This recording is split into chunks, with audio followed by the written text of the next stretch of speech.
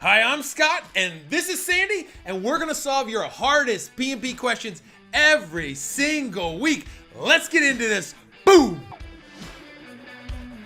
Okay, Sandy, so how would a student know if they're actually ready to take the PMP exam?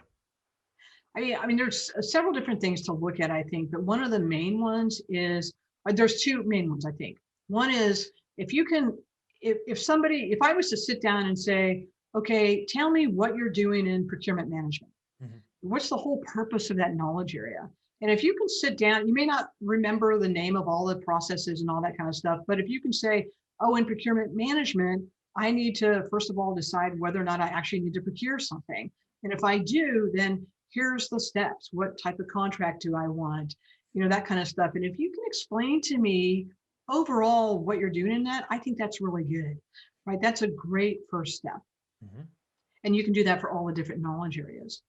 But I love that. Keep going. yeah, and I think the second piece is when you're looking at a question, right? So you're looking at you're doing your quizzes and your exams, and you see a question, and you're like, oh yeah, I know what they're asking me that, and oh, actually, I know what the answer to that is. Mhm. And then so you've already somewhat formulated an answer, and then you can go look at the four answers and see which of them is worded in a way that answers what you think is in your head, right? Because PMI Yeah. always has a way to word these answers that are completely different than what you conceive in your head.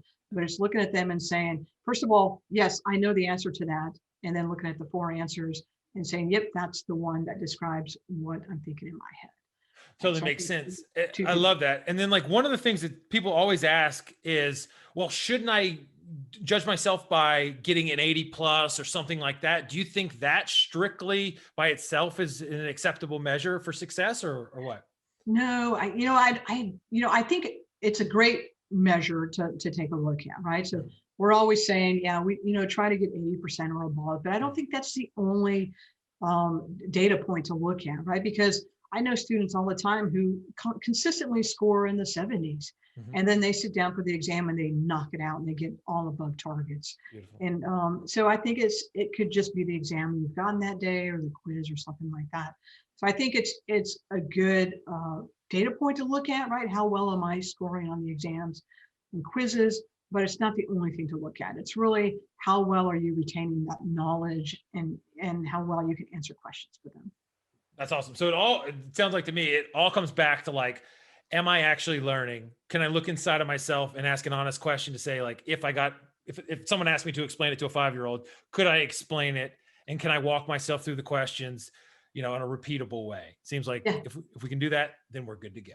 So And yeah, also the other thing too is that sometimes, if we say, oh, score 80% or higher on your quizzes or exams, a lot of times it depends on which simulator you're using too. yeah. Because some are easier than others and some are harder, like really, really hard.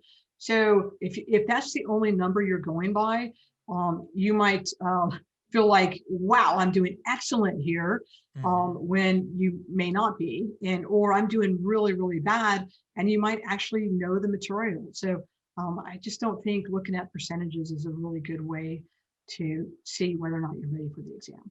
Concur 100%.